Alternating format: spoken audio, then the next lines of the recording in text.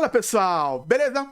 Léo Lopes aqui e sejam muito bem-vindos a mais um vídeo do Interferência de Passe. E hoje a gente vai conversar um pouquinho sobre essa semana totalmente insana no mercadão da NFL. A gente teve de tudo nessa semana, foi troca, foi renovação, teve jogador que é ídolo de time sendo dispensado e tudo isso antes da abertura da Free Agency. Mas antes de qualquer coisa, eu quero pedir para você já se inscrever aqui no canal, deixar o seu like e compartilhar esse vídeo para os seus amigos, para os seus familiares, para continuar ajudando no crescimento do Interferência de Passe, beleza? Dito isso, bora falar de NFL?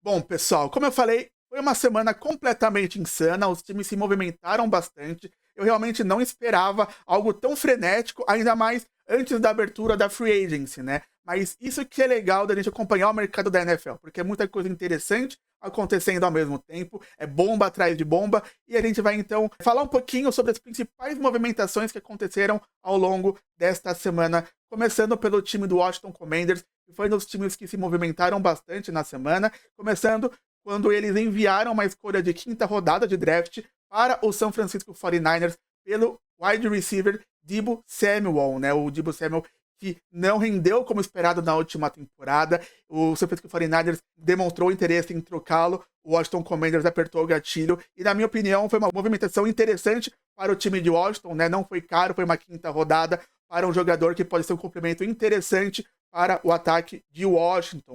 Seguindo, eles também renovaram com o linebacker Bob Wagner por mais um ano, né? O valor é de 9,5 milhões de dólares para o linebacker, que já é um veterano. E eles terminaram essa semana cortando o defensive tackle Jonathan Allen, que vem aí no mercado para ser um dos principais nomes da sua posição. E na mesma divisão, outro time que se movimentou bastante foi o Philadelphia Eagles, começando com um corte do cornerback veterano Darius Slay, que vem aí para sua reta final de carreira na liga, né? Ele que teve uma temporada bem interessante também, principalmente na pós-temporada, que eu achei que ele foi muito bem ali nos playoffs, ajudando, né, o time do Philadelphia Eagles a conquistar mais um título. Eles também renovaram com um dos pilares da defesa, que é o linebacker Zac Baun, que teve um ano espetacular de 2024. São mais 3 anos de contrato no valor de 51 milhões de dólares, sendo desses 34 completamente garantidos para o linebacker. E para fechar a movimentação mais esperada e mais, talvez, importante do time de Filadélfia, que é a renovação do running back Saquon Barkley, que foi o melhor jogador do ataque dos Eagles e um dos principais jogadores da temporada como um todo. São mais 2 anos de contrato no valor de 41,2 milhões de dólares, né? 36 totalmente garantidos ao running back, e essa média superior a 20 milhões por temporada torna o Saquon Barkley o running back mais bem pago da história da NFL. Tivemos também algumas movimentações interessantes, como por exemplo o New York Jets, que dispensou o wide receiver Davante Adams, que na minha opinião ainda tem lenha para queimar, e numa free agency fraca na posição de wide receiver, eu acredito que ele consiga sim uma vaguinha em algum time que precise de um recebedor aí, quem sabe um recebedor 2, então eu acho que ele vai conseguir cavar uma vaga em alguma equipe da NFL na próxima temporada. A gente teve também o Chicago Bears trocando uma escolha de quarta rodada do próximo draft, né, do ano de 2026, para o Kansas City Chiefs, em troca do guarda Joe Thuney, que vem aí para reforçar esse miolo de linha ofensiva de Chicago e proteger o Caleb Williams a partir desta temporada. E também o Las Vegas Raiders, que tornou o defensive end Maxx Crosby o jogador não quarterback mais bem pago da NFL, estendendo seu contrato em mais 3 anos no valor de 106,5 milhões de dólares, sendo desses 91,5 totalmente garantidos ao jogador, que está muito feliz, com bastante dinheiro no bolso, e por mais uma novidade que eu vou falar agora no final do vídeo. E para finalizar, eu queria falar um pouco sobre o time que talvez tenha sido mais impactado na semana, que é o Seattle Seahawks, que começou a sua off-season da forma mais maluca possível. Primeiro, com um corte do wide receiver Tyler Lockett, depois de 10 temporadas em Seattle. E ao longo dessas 10 temporadas, o Lockett conseguiu aí 661 recepções, 8.594 jardas recebidas e 61 touchdowns ao longo desse tempo todo, né? O Tyler Lockett, que é um dos recebedores mais subestimados da NFL, mas joga bola como poucos e com certeza um ídolo indiscutível da franquia do Seattle Seahawks. E em meio a essas homenagens que o time foi postando e ao sentimento meio que de luto do torcedor, o DK Metcalf, outro recebedor de Seattle, simplesmente chegou lá e pediu uma troca da equipe, né? Na minha opinião, o DK, ele é o melhor jogador desse ataque, é um jogador novo, né? Tem apenas 27 anos, tá aí no auge da forma física, tem muita coisa para mostrar, é extremamente talentoso. Eu gosto muito mais dele do que a média gosta desse jogador, mas ele se mostrou um pouco descontente nele, que quer receber aí um salário na casa dos 30 milhões de dólares por ano, e também procura uma equipe que seja contender ao título, né? Ele tem essa ambição de vencer um Super Bowl, e também uma equipe que tenha algo mais estável na posição de quarterback. E o Seattle Seahawks, por sua vez, aceitou explorar o mercado junto com o recebedor e pede um valor alto que, na minha opinião, é muito justo, visto o que eu já falei, que ele é um recebedor que tá ali no auge da sua forma física, que é muito talentoso e que produz bastante, né? Então o Seattle Seahawks procura uma escolha de primeira rodada e mais uma de terceira para trocar o DK para outra equipe. Mas também não é uma garantia que o DK seja trocado. Afinal, se o Seattle Seahawks ver que não há propostas que lhe atendam, o DK pode acabar atuando por mais uma temporada, pelo menos no time de Seattle. E para finalizar, na noite de ontem, ali por volta das 9 horas da noite, todo mundo já estava se preparando para, quem sabe, ir dormir ou assistir um filme ali na noite de sexta-feira. Uma bomba, o Seattle Seahawks trocou o quarterback Gene Smith para o Las Vegas Raiders por uma escolha de terceira rodada, né? Algo que eu não esperava, mas que, na minha opinião, é uma movimentação que ela é boa para as duas partes. Do lado do Las Vegas Raiders, é um claro upgrade na posição, né? Visto que na última temporada eles tiveram Gardner Minshew, Aidan O'Connell, que juntos não dão um quarterback. Então, um quarterback como o Gene Smith, que, na minha opinião, é um quarterback no máximo mediano, mas que claramente é melhor que esses dois. Então, dá uma dignidade a mais para a equipe, sem falar que ele vai se reencontrar com o Pete Carroll. Os dois tiveram ali uma sintonia bem interessante no primeiro ano do Dino como titular no Seattle Seahawks, então ele pode, quem sabe, ali tirar o máximo do que o Dino pode oferecer para a equipe de Las Vegas. E no lado do Seattle Seahawks eu vou discorrer um pouco mais, eu acho que até como torcedor eu tenho algumas coisas para tirar do peito também, mas na minha opinião foi uma boa troca para o Seattle Seahawks. Uma terceira rodada. Primeiro que eu não esperava que eles fossem trocar o Dino, eu contava com pelo menos mais um ano do Gene Smith como titular do Seattle Seahawks. Eu venho criticando bastante o Gene Smith, mas justamente porque, na minha opinião, ele é um quarterback que chegou ao teto do que ele pode oferecer. Não acho o Dino um quarterback ruim, mas como eu falei, ele é um quarterback que é no máximo mediano. E eu acho que o Seattle Seahawks ficar com um quarterback no nível do Dino não vai levar a equipe a lugar nenhum.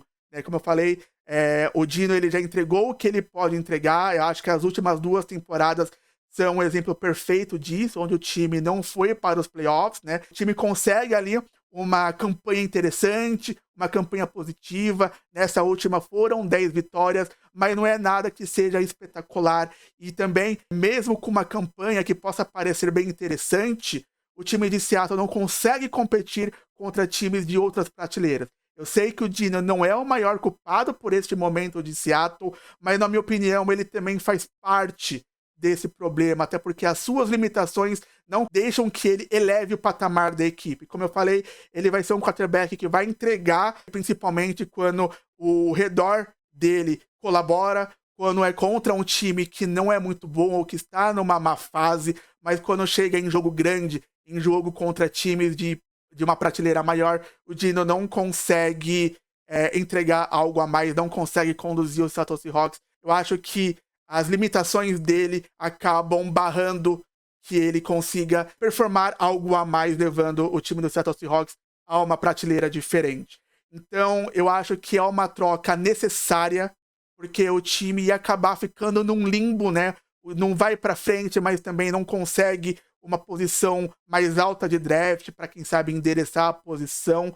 E eu acho que isso é ruim a longo prazo. O Gene Smith é um quarterback com mais de 30 anos, claramente não era o futuro da equipe, então eu acho que essas mudanças são muito bem-vindas e são necessárias, como eu já falei aqui.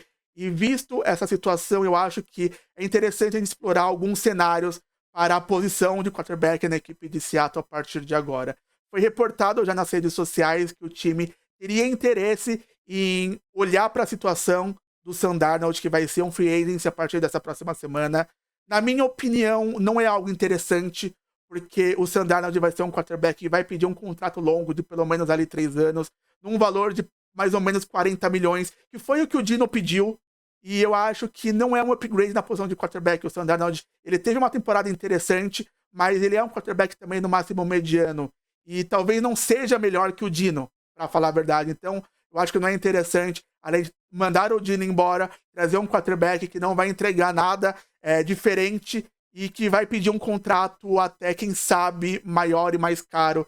Então, eu não acho que faria muito sentido. Mas é uma coisa para a gente ficar de olho, porque se foi reportado que existe esse interesse, então a gente tem que ficar de olho nessa possibilidade também.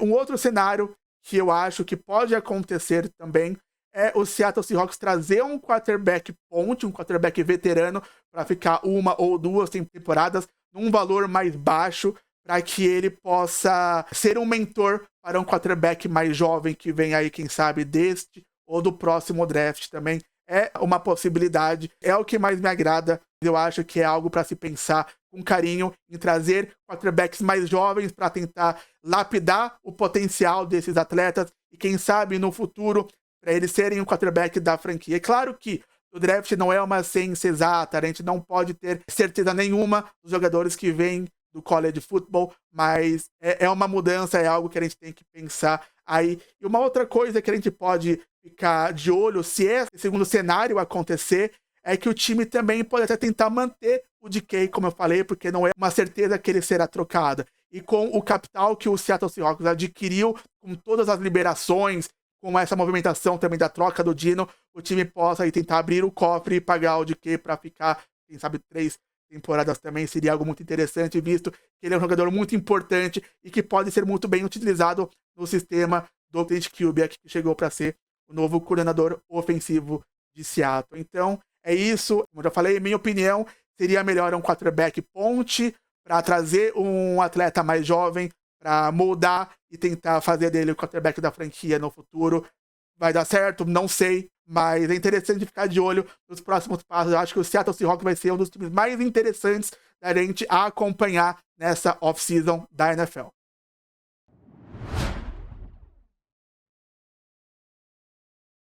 E é isso, pessoal. Esse foi o vídeo de hoje. Eu sei que tiveram outras movimentações na semana, como eu falei, foram muitas, mas a ideia desse vídeo era pegar as principais, pelo menos na minha opinião. Mas eu sei, tiveram outras, por exemplo, o Joey Bosa sendo dispensado pelos Chargers, o Trey Hendrickson pedindo troca do Cincinnati Bengals, e é por isso que acompanhar a off-season é tão bacana, principalmente quando o mercado da NFL tá assim movimentado, e algo me diz que a gente vai ter muita coisa para conversar durante toda a off-season, principalmente a partir da abertura da Free Agency que vai acontecer aí na quarta-feira. Então vamos ficar de olho, beleza? Mas é isso, eu espero que vocês tenham gostado. Muito obrigado a quem ficou até o final me acompanhando também. E por favor, não se esqueçam de se inscrever aqui no canal, deixar o seu like, compartilhar esses demais vídeos e deixem aqui nos comentários qual foi a movimentação mais interessante na opinião de vocês, pra gente dar aquela conversada, trocar aquela ideia. E por favor também, sigam o Interferência de Passe nas redes sociais, que vão estar aqui na descrição